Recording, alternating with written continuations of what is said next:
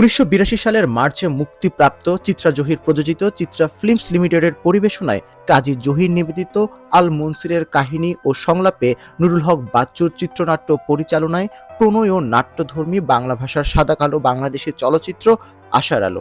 এতে বিশেষ দৃশ্য পরিচালনায় জুনিয়র জেমস গ্রুপ এবং প্রধান সহকারী পরিচালক ছিলেন আতিকুর রহমান তালুকদার।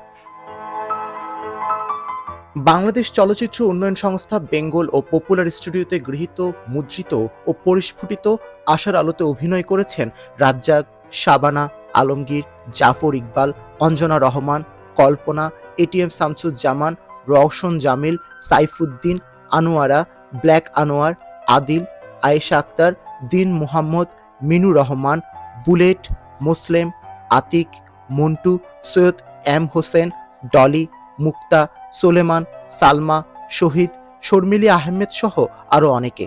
এছাড়া শিশু শিল্পী হিসেবে ছিলেন মাস্টার শামীম ও মাস্টার মাসুদ।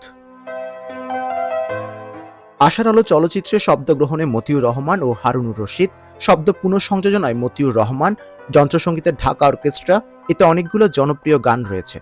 তন্মধ্যে কত ভাগ্য আমার, পথ চেয়ে কত, মিছে মিছে দূরে সরে, আমি গান গাইবো, আমি নাচবো, গান গাইবো, তোমার মন ভোলাবো। এসব গানে কণ্ঠ দেন রুনা লায়লা ও সাবিনা ইয়াসমিন। এ চলচ্চিত্রে গীত রচনায় ডক্টর মোহাম্মদ মনিরুজ্জামান এবং সঙ্গীত পরিচালনায় ছিলেন দেবু ভট্টাচার্য।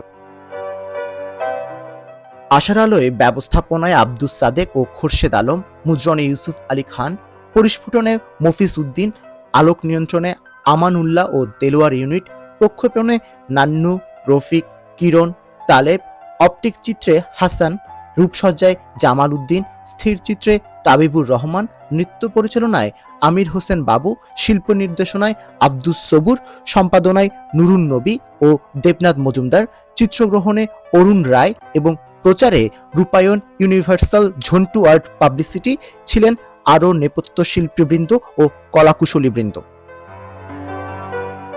আশার আলো চলচ্চিত্র থেকে শিক্ষণীয় বিষয় হলো, মানুষ সময়ে অনেক কিছু প্রকাশ করতে পারে না। সময়ে প্রকাশ করতে না পারার দরুন তাকে বিভিন্ন পরিস্থিতিতে নানা বাধা বিপত্তির মুখে পড়তে হয়। অনেক সত্য আড়াল করতে হয়। সত্য আড়াল করতে যেয়ে যেসব খারাপ মুহূর্তের সম্মুখীন হতে হয় তা নিতান্তই ব্যক্তির নির্বুদ্ধিতার কারণ। আমাদের এমন কোনো শর্ত কিংবা প্রতিশ্রুতি পালন করা উচিত নয় যার জন্য সারা জীবন তা কষ্টের মধ্যে দিয়ে বয়ে বেড়াতে হয়।